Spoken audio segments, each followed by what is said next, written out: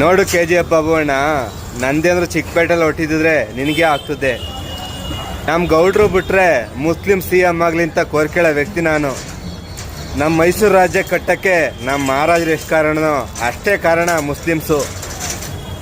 ನಮ್ಮ ಗೌಡ್ರು CM ಆಗ್ಬೋದು, ದೀನ ದಲಿತರು CM ಆಗ್ಬೋದು, ಮುಸ್ಲಿಂ CM ಆಗ್ಬೋದು, ನಮಗೇನು ಬೇಜಾರಿಲ್ಲ. ಕುರುಬ್ರು ಲಿಂಗಾಯತು ನಮ್ಗೆ ಇಷ್ಟ ಆಗಲ್ಲ. ಅವರೆಲ್ಲ ಕಿತ್ತೂರು ಕರ್ನಾಟಕದಿಂದ ಮೈಸೂರು ಕರ್ನಾಟಕ ವಲಸೆ ಬಂದರು ಹೊಟ್ಟೆಪಾಡಿಗಾಗಿ. ನನಗೆ ಬುದ್ಧಿ ಬಂದ ಮೇಲೆ ಬರೀ ಅವರೇ CM ಆಗ್ತಿದ್ದಾರೆ. ಅದೇ ಕಾರಣ ಕೋಪ ನನಗೆ.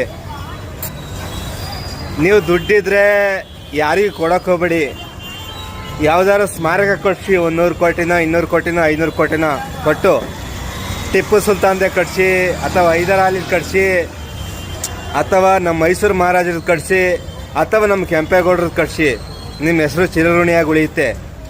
ಯಾರಿಗೂ 1 ರೂಪಾಯಿ ಕೊಡೋಕೆ ಹೋಗ್ಬೇಡಿ. ಯಾಕೆ ಅಂದರೆ ಬೆಂಗಳೂರು ಸಿಟಿಯಿಂದ ಆಚೆ ಕಟ್ಸಿ ಲಕ್ಷಾಂತರ ಜನ ಟೂರಿಸ್ಟ್ ಬರ್ತಾರೆ. ಆವಾಗ ನಿಮ್ಮ ಹೆಸರು ಉಳ್ಕೊಳ್ಳುತ್ತೆ, ನಮ್ಮ ಮಹಾರಾಜರು ಯಾರಾದ್ರೂ ಸರಿ ಹೆಸರು ಉಳ್ಕೊಳ್ಳುತ್ತೆ. ನಿಜ ಹೇಳ್ತೀನಿ ಕೇಳಿ, ನಂದೇನು ಚಿಕ್ಕಪೇಟೆದು ಹೊಟ್ಟಿದ್ರೆ ನಿಮಗೆ ಆಗ್ತದೆ. ಒಳ್ಳೇದಾಗಲಿ.